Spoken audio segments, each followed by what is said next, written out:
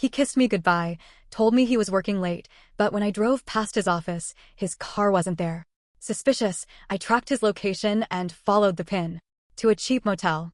My hands shook as I walked up to room 214. I knocked. A woman's voice called out, "Coming, baby." My blood ran cold. When she opened the door in a silk robe, she froze. I smiled coldly. "I think you have my husband." Behind her, he stumbled out of bed, stuttering, "It's not what you think." I tossed his wedding ring at him and whispered, "Then why did you take this off?" "This happened last year." I still feel sick when I talk about it, but I need to get it out. Maybe someone will read this and recognize the red flags before it's too late. I'm not the type who snoops. I never checked his phone. Never questioned him when he said he was working late or had networking drinks with coworkers. I trusted him. That's what you do when you've been married for 12 years. I thought we were fine. Not perfect, but solid. We argued like anyone else, sure. Mostly about money, chores, stupid stuff. Nothing serious. We still had dinner together most nights. Still said "I love you" before bed. Still held hands when we walked through the grocery store. So when he kissed me on the cheek that Tuesday morning and said, "Got a late night, babe." End of quarter chaos, I didn't think twice. I remember I even told him, "Don't work too hard." He smiled. Same smile I'd seen 1,000 times. I thought I knew every meaning behind it. That night around 5:30, I made dinner for one, like I always did when he worked late. I poured myself a glass of wine and put on some dumb reality show for background noise. At 6:15, I texted him. "Me. Hope it's not too crazy over there. Love you." No reply. At 7:10, I called. Straight to voicemail. That's when I felt it. You know what I mean? That quiet feeling in your stomach that something's off, but you don't want to admit it yet. Like your brain whispers it to you, but your heart begs it to shut up. I stared at my phone. Opened the Find My iPhone app. We both had our locations shared for years, mostly for safety reasons. He never turned his off. His location pinged. But it wasn't downtown. It wasn't near his office. Not even close. He was at a cheap motel called the Sunrise off I-35. Not even in a good part of town. I thought maybe it was a mistake. A GPS glitch. But the little blue dot was still not moving. My chest tightened. I don't even remember putting on my shoes. I just grabbed my keys and drove. No makeup, no jacket. Just this sharp, cold heat running through my body. My hands wouldn't stop shaking on the steering wheel. Traffic didn't exist for me. I ran 2 red lights and didn't even notice until later. I pulled into the motel lot and sat there for a full minute. The place looked exactly how you'd expect. Faded yellow paint, some windows cracked open, a flickering neon sign that buzzed in the quiet. Room 214. I walked up the stairs like I was sleepwalking. My ears were ringing. My throat dry. I knocked. Nothing. Then footsteps. A woman's voice. "Coming, baby." I felt like someone had hit me in the chest. I stepped back. My pulse was so loud it drowned out the sounds around me. She opened the door. She was tall. Pretty. Long black hair. Wearing a red silk robe. She stopped, blinked, confused. And I said it, quiet, without blinking, "I think you have my husband." She froze. Then behind her, he appeared. Half-dressed. Hair messy. Face pale. His mouth opened but no sound came out. Then he said it. I'll never forget it. "It's not what it looks like." I reached into my pocket. Pulled out my wedding ring. I'd slipped it off in the car without thinking. I tossed it at his feet. It hit the carpet and rolled a little. "Then why did you take this off?" He didn't answer. She stepped back, like maybe she thought I was going to come at her. I didn't. I turned around. Walked away. Got in my car. Slammed the door. I sat there for 10 minutes before I could drive. I didn't cry. Not then. I was too stunned. I drove straight to my best friend Heather's house. I didn't call. Just showed up. When she opened the door and saw my face, she knew. Didn't even ask. Just said, "Come in." I told her everything. In pieces. Between sobs. Between screams. We sat on her floor until 2 a.m. She poured me wine. Held my hand. She even offered to let me stay as long as I needed. That night, I got one text from him. "I'm so sorry. I'll explain everything." I didn't reply. The next morning, he called. I didn't answer. Then came the emails. The "please don't give up on us." The "I didn't mean to hurt you." The "it was a mistake." A mistake is forgetting our anniversary. A mistake is backing into someone's car. This was not a mistake. It was a choice. Repeated choices. I didn't tell anyone else for a week.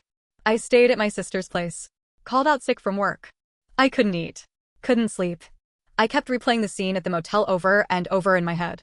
Her voice. His face. That robe. Finally, I met up with him.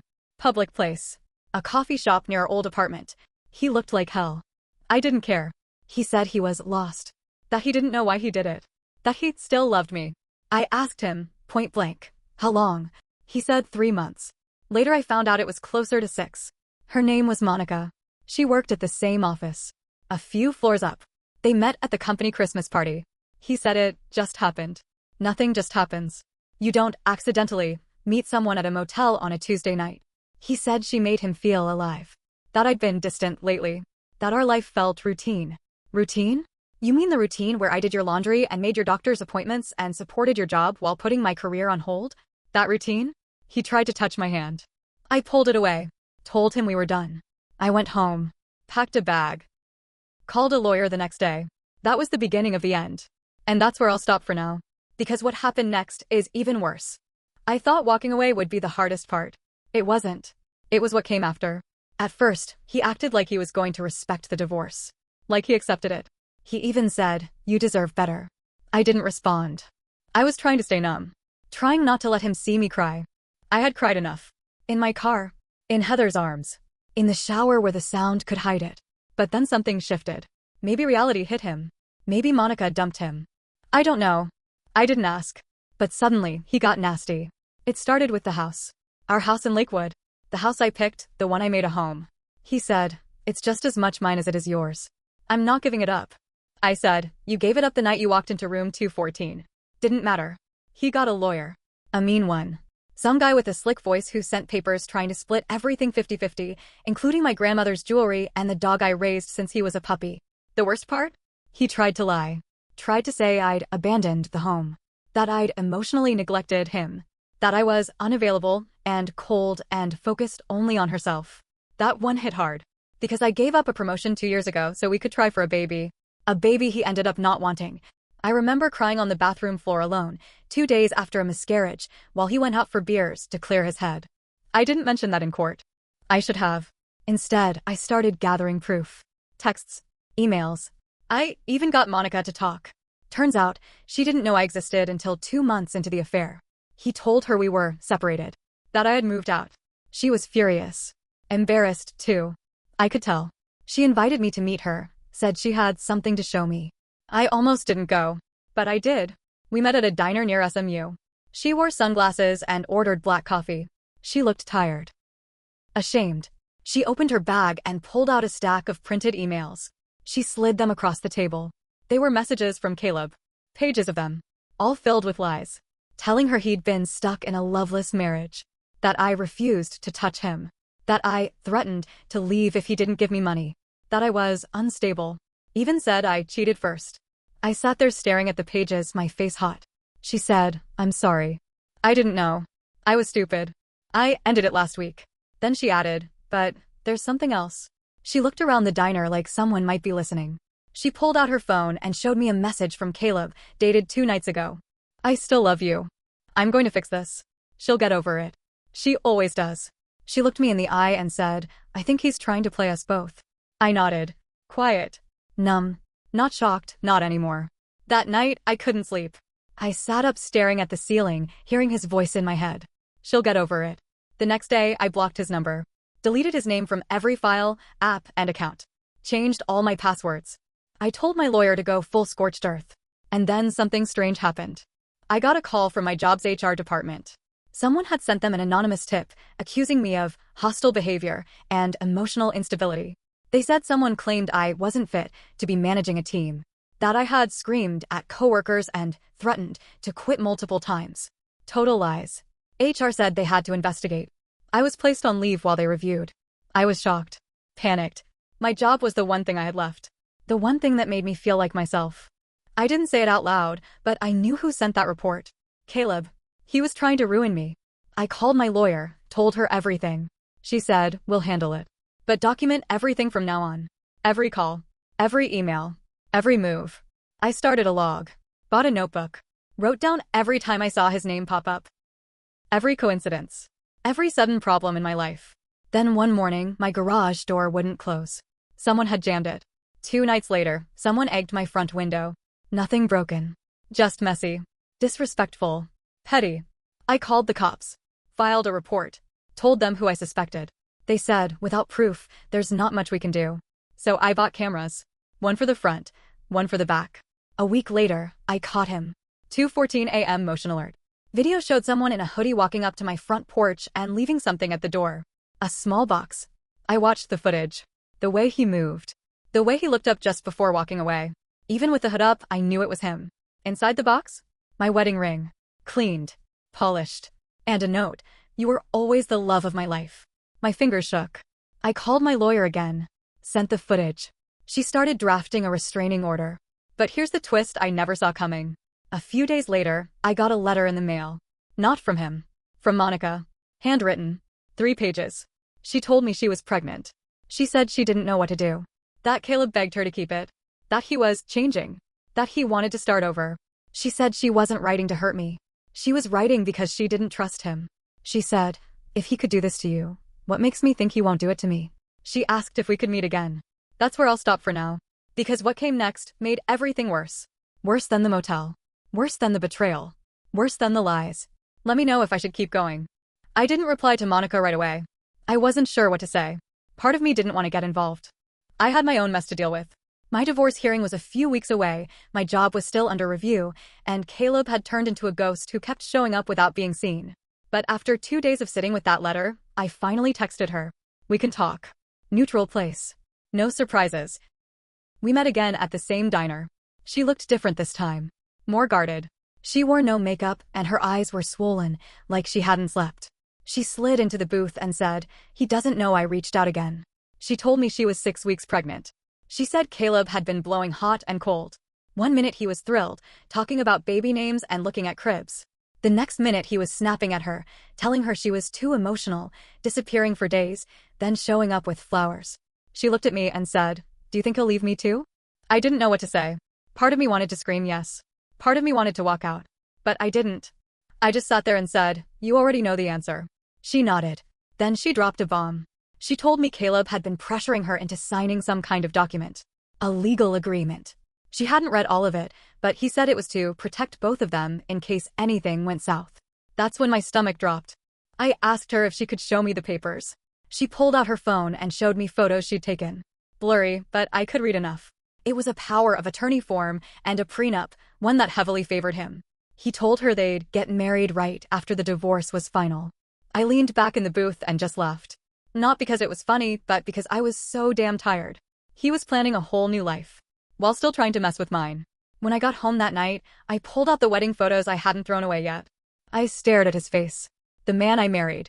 The man who had once cried during our vows. I wondered if anything he ever said was true. Then another twist came. 2 days later, I got a call from an unknown number. I answered. Is this Caleb's wife? I froze. Ex-wife, I said. The woman on the line introduced herself as Melissa. Said she used to work with Caleb. She'd seen me at an office party once. Said she felt awful about calling but felt like I needed to know something. She told me Caleb had been let go from his job 3 months ago. I blinked. What? He still works there. No, she said. He was caught using a company credit card for personal expenses. Hotels. Dinners. Charges they traced back to months before he got caught. I sat down slowly. The office. He hadn't been going there for a while. That's why his car wasn't there the night I tracked him to the motel. He hadn't been working late, not once. Because he didn't even have a job anymore. Melissa said he tried to negotiate with HR, but they fired him quietly to avoid legal mess. I asked, why are you telling me this now? She said, because he applied to work at my new company last week and used your name as a reference. I couldn't breathe. He was still pretending I was in his corner. Still using my name. I thanked her and hung up. Then I called my lawyer. Told her everything. She said, we're going after him for everything we can. I thought I was ready for anything at that point. But I wasn't ready for what I found in our shared storage unit. I had gone to get some winter clothes. I was still living out of bags between my sister's and my temporary apartment, and most of our stuff was in storage. As I unlocked the unit and pulled up the door, something felt wrong. Boxes had been moved. Stuff was open. Trash on the floor. I walked inside, found one of the boxes I had labeled personal/private. It had been taped up carefully. Now it was open. Inside were things I hadn't touched in years. Old journals, letters, photos, sentimental stuff. There was a notebook missing. One I used to write in during therapy. It had everything. Thoughts I never shared. Fears. Fights. My lowest moments. Gone. I felt dizzy. That night, Caleb texted me from a new number. We should talk. I think we both said things we regret. I'm willing to forget everything if you drop your demands. Let's just move on. Clean slate. That's when I knew. He had that notebook. He was trying to scare me. Or worse, use it. I didn't reply, but I did get a security system installed the next morning. I still don't know what he's planning. Or what else he has up his sleeve. I only know one thing for sure, this isn't over. And I'm not backing down. A week passed after the storage unit incident.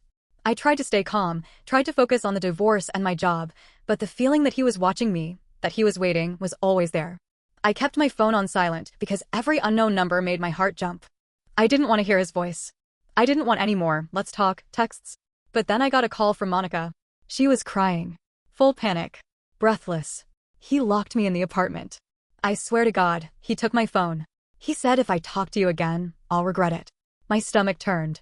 She had managed to call me from a neighbor's phone. I told her to leave. Go stay somewhere safe.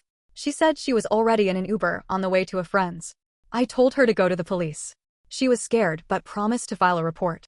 I didn't hear from her for 3 days. Then, out of nowhere, she texted, "He's going to show up at your divorce hearing. He said he is proof you're unstable. He's planning to make a scene." I forwarded that message to my lawyer. She wasn't surprised. "Let him try," she said. "We'll be ready." The day of the hearing, I wore black. Not for drama. Just because it felt right. Like I was burying something. Not a marriage, something uglier. A version of myself that stayed too long, hoped too much. I walked into the courthouse with my head high. My lawyer by my side. He was already there. Wearing a suit that didn't fit anymore. Face pale. Eyes scanning me like he was still looking for a weak spot. He didn't find one. We sat. Arguments were made. Property divided. My lawyer handled it all. Caleb didn't speak until the judge asked if he had anything to say. That's when he stood up, cleared his throat, and said, "Your Honor, I believe my ex-wife is not in the right state of mind. I have documentation." He pulled out a notebook. My notebook. My private thoughts.